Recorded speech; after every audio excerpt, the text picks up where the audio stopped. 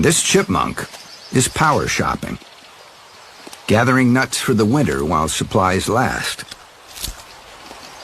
His cheeks can stretch up to 3 times the size of his head.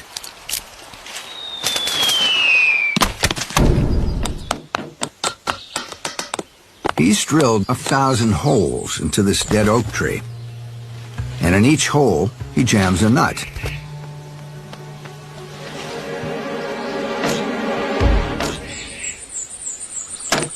His head whacks into the nuts with so much force it would knock a human unconscious. As the nuts dry, they shrink and have to be moved to smaller holes.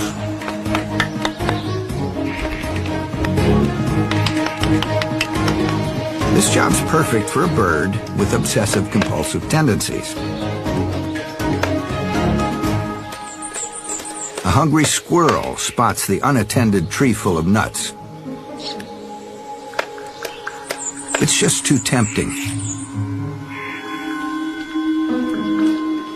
But risking retaliation from a beak that can jackhammer solid wood is a bad idea if you don't have a thick